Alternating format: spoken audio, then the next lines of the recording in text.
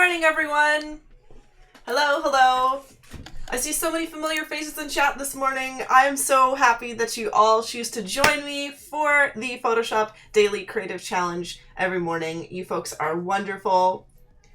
Monday, do you have an illustration stream? I do. I will be here on Monday doing a little cute character design segment, which I'm actually going to post a poll on my Twitter this weekend so you folks can vote on which adorable classic horror monster I turn into an adorable cute little guy. So I'm excited about that. So yes, again, I will be back next week. Karima, Susan, Jesse, George, Jermaine, Sam, Tanya, Steve, it's so good to see all of you folks this morning. My name is Voodoo Val, for those of you who don't know, and I'm going to be teaching the final Photoshop Daily Creative Challenge for this 2-week round of challenges, and I'm going to be passing the torch to another designer for next week. So we're going to jump in here and check out what we have planned for today. But first, I want to show you folks how you can get involved with me. So if you head over to behance.net/challenge/Photoshop, you will see that every morning we have been unlocking a challenge for you. We've done a lot of challenges kind of loosely based on the farming RPG theme, but if you don't want to do your challenge based on that theme, that is totally fine. You guys can interpret these challenges however you are comfortable interpreting them. And today we're going to be doing a compositing kind of challenge. Now this is kind of an interesting challenge because I know a lot of you have been following along with these the whole way.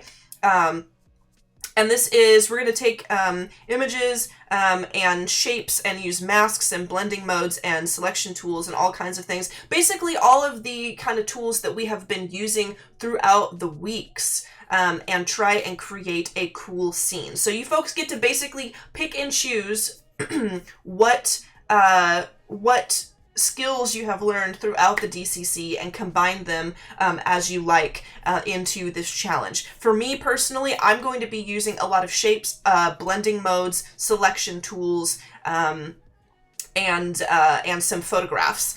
So you guys can choose a collection of whatever you are most comfortable with. And then also if you head over to the Discord, if you guys go to bit.ly/PS Discord, you will get into the Discord channel, which looks like this. And you folks have been like really just impressing the heck out of me for these weeks. You guys have submitted so many wonderful and amazing challenge entries. I am so impressed. All of these excellent animations, like look at this. This is so cool. This is so cool. I'm so impressed. This is from Elstrex. Well done. Wilma's got this wonderful bird illustration. Taji Merriman made this excellent little mushroom thing from yesterday. We've got a coffee pot from Caro, which is just awesome. You guys really took it to the next level, I think, with the imaginative items and things to create for these challenges, and I am so pleased. And if we have more time, I'm going to go through more of these after I'm finished showing you how I'm putting together the challenge. But first, let's jump into what we have planned. Carla, this is an excellent apple. This is great. This is awesome. Well done. But yeah, let's jump into the challenge for today, and then we'll come back to Discord afterward. So this is the challenge starter file that I have created for you. If you want to download this starter file, all you have to do is come back to the challenge page and hit Get Started, and it will give you a download prompt for that. And then also remember, you can come back and watch this video. If you come to this page, hit Watch Video, it will bring you back to the recording of this class so you can follow along with me again.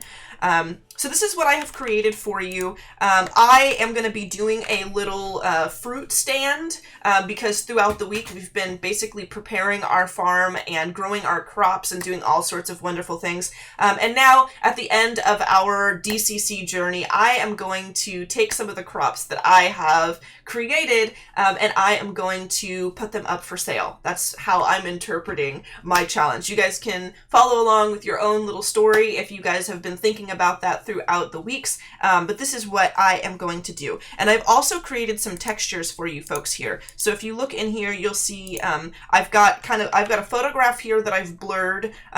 It's my entry from our second challenge that I have blurred for you to use as a background if you would like. And then I've also sketched out a wood texture for you folks to use for this challenge as well.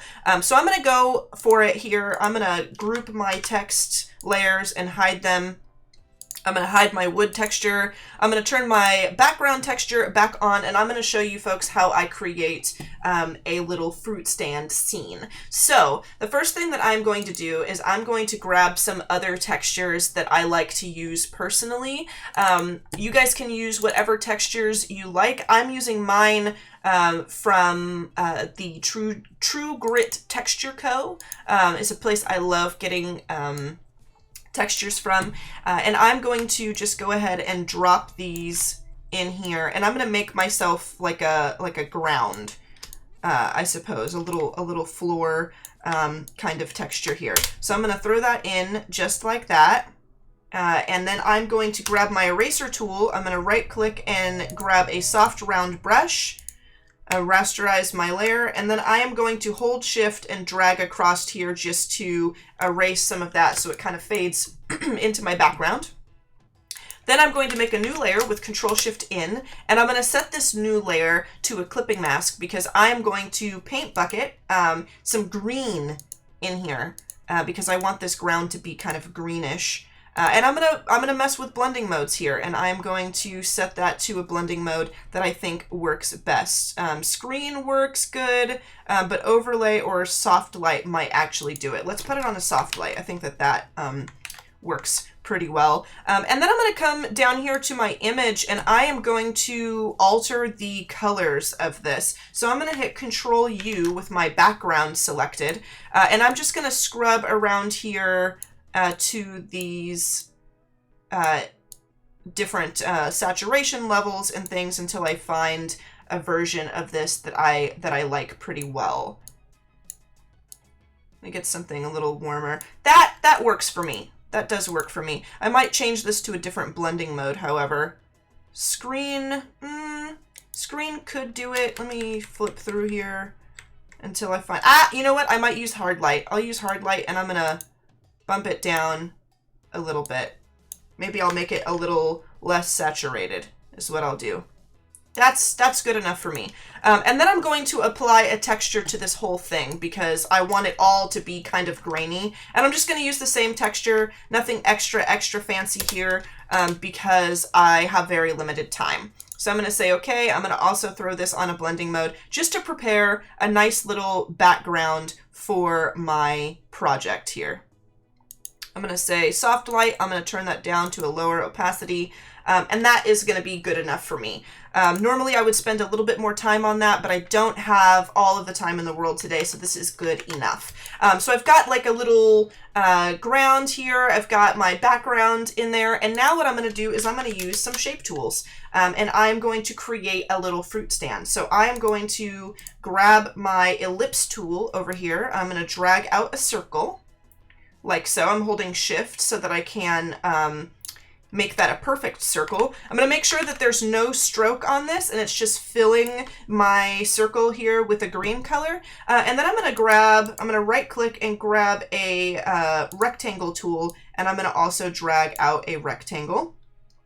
And I'm going to zoom in here because I want to make sure that when I transform this by pressing Control T, that I make it so that it is right to the edges of this circle. And I think that that looks pretty darn good. That works for me. So I'm going to group these together with Control G, and then I'm going to start lining these up. First of all, I'm going to shrink this down. I'm going to go like this. I might even convert this to a smart object just to keep it all as one object. I'm going to duplicate it. I'm going to bump this over like that. And then I'm going to Control U, and I am going to bring the lightness up on this so that it is a little bit brighter. And then I'm going to group these two together, and I'm going to duplicate them. Let let's see. Yeah, I'm going to duplicate them, and I'm going to continue to bring these around like so. Maybe one more. Boom. And I'm going to group all of these together now. And then I am going to transform them and bring them into the center. So this is going to be like the top of my little fruit stand, like a little awning for my fruit stand, like that.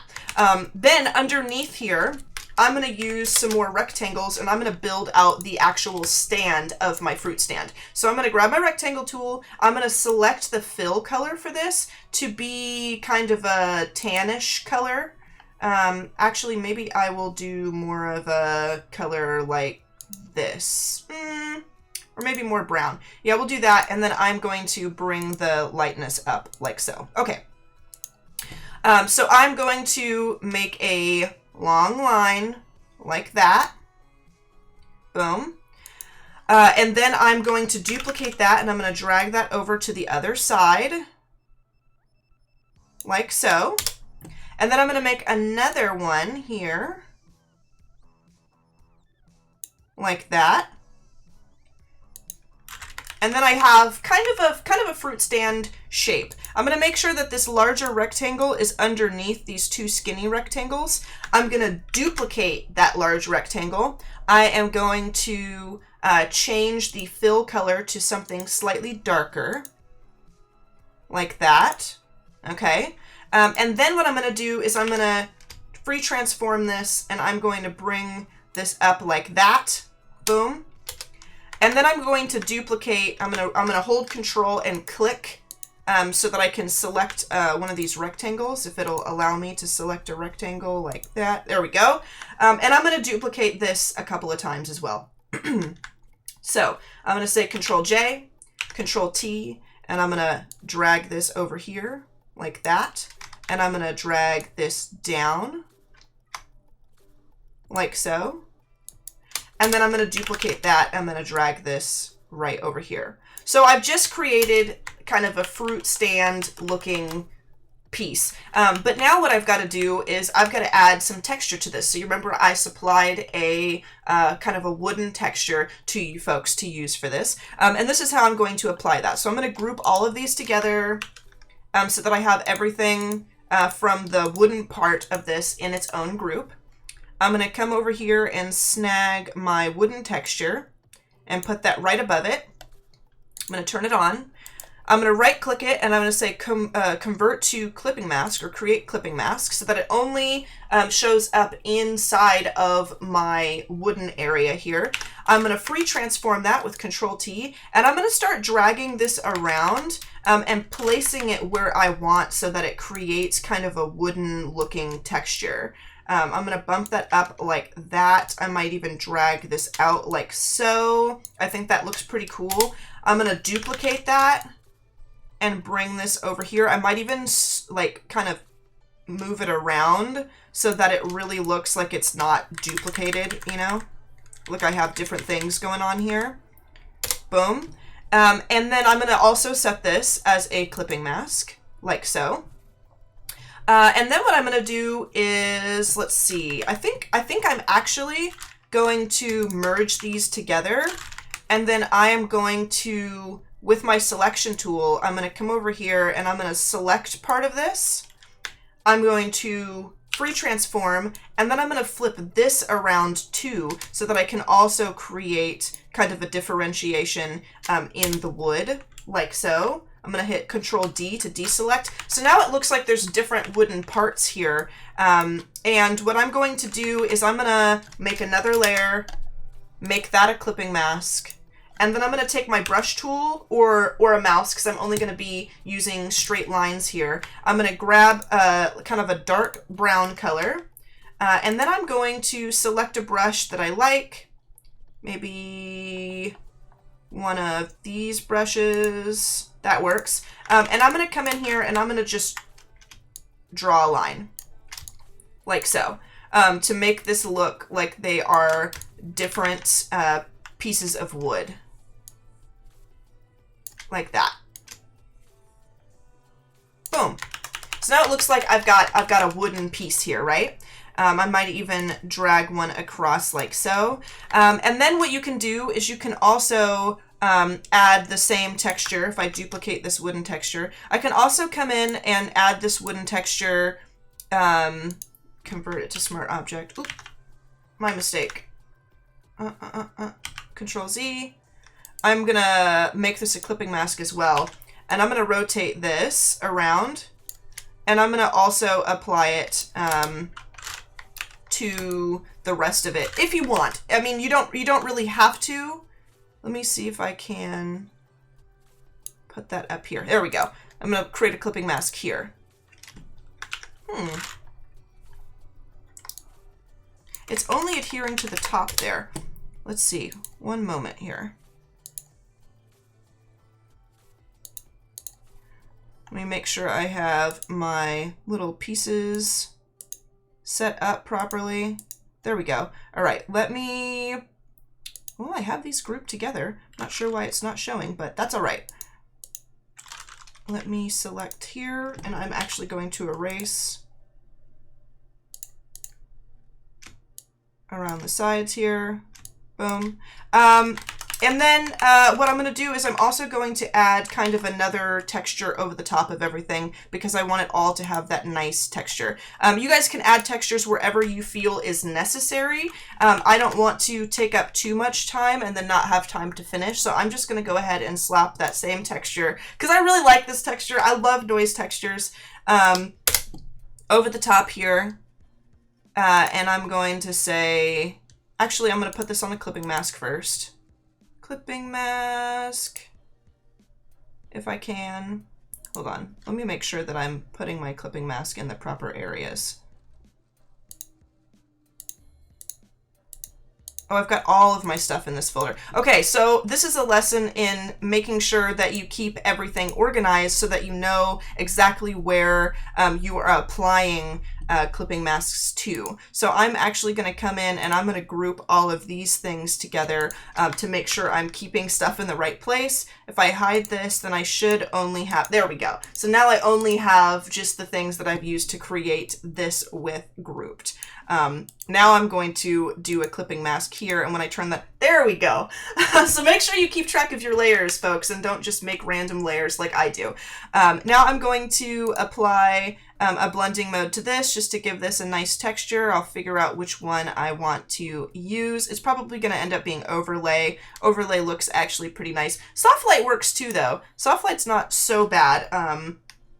But I could also use, let's see, I'm just going to go down here and figure out. I typically use overlay and soft light, color dodge, or multiply. Those are my usual go-to things. But sometimes, depending on what colors and things I'm using, it does not always work out. But this is fine. This actually works pretty well. So I am going to turn that down on a lower opacity, like that.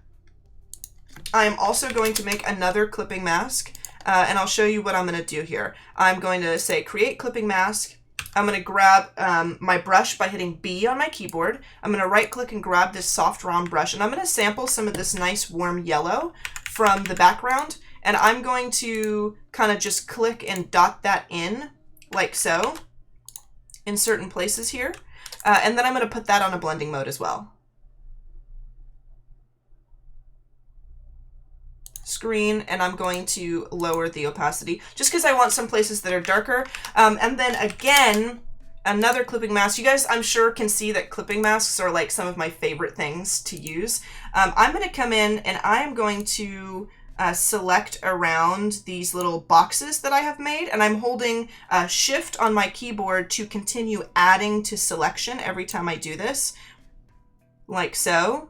So that it keeps adding even though they are separate selection regions. And I'm going to paint bucket in a darker brown color here. And I'm going to turn that on a blending mode as well, just to make it look like there's little boxes here. And I think that actually looks pretty cool, but now we've got to put some fruit into our fruit stand. So I'm going to Control D to deselect, and then I'm going to grab our orange that we have here. I'm going to Control T to free transform this. And I'm going to grab this and I'm going to put this like that. Boom. And then I'm going to duplicate it and I'm going to drag this one over. I'm actually going to make them smaller because that middle box is a little smaller than the rest. Boom. Duplicate. Drag it over here and it fits nicely. And then I'm going to drag this over here. And it also fits very nicely. Okay, so now they're here. But what I also want to do is I'm going to group these together. And then I'm going to just say Control E just to merge them all. You may want to work non-destructively and not do it that way, but for the sake of time, I'm just going to merge them all. Plus, I kind of need them rasterized because I am going to cut a portion out. Another way that you could do this, I suppose, is you could just turn that group into a smart object. And instead of cutting off the bottom here to make them look like they're sitting in those areas, you could just grab your selection tool and drag around the portion that you want to see like that and hit Control J to duplicate and hide that underneath one. So now it looks like they are sitting inside of there. And then you could take your text tool on top here, and I'm going to say oranges 50 cents. And I don't have a cent sign for this, so I'm just going to add it later. I'm going to change this to Brayton Composer because I really like this. And I'm going to make this 50 a larger font, actually. Boom, like so.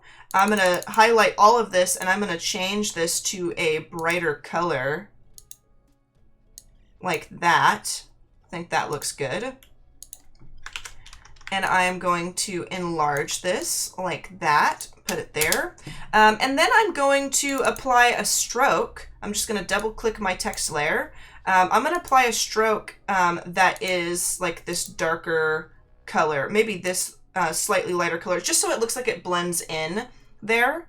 And I am going to say, okay, I'm going to turn that size of that stroke down a little bit, and I'm going to say okay. And then I have my oranges for 50 cents at my little fruit stand in Voodoo Valley. Those oranges are huge. They are, yeah, they are. They're magically grown in Voodoo Valley. I grow the oranges super large, but I kind of like them though because they look like video game icons, you know.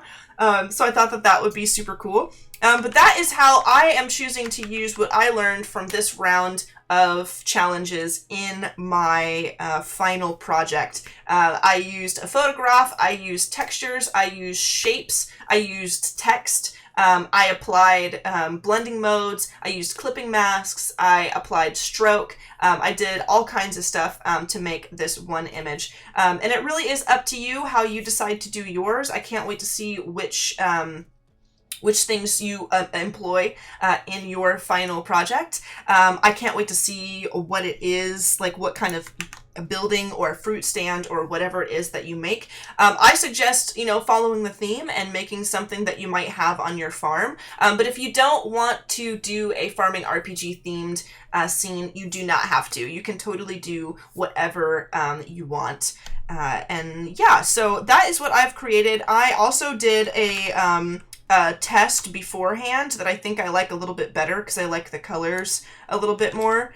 This is the one that I did that I spent a little bit more time on. I always do these challenges earlier before I do them on stream so that I know exactly what I'm doing. This one is the same sort of concept, you know, done a little bit faster. But I think that this one is definitely my favorite one. So I'm going to upload this one to the Discord. I'm going to come over to Discord.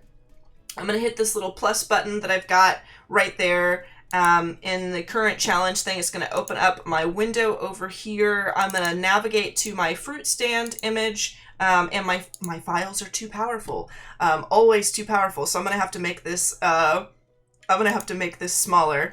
Maybe I can just change the size. Oh yeah, this is huge. I'm just going to make this really small, and I'm going to save this on my computer as fruit stand small.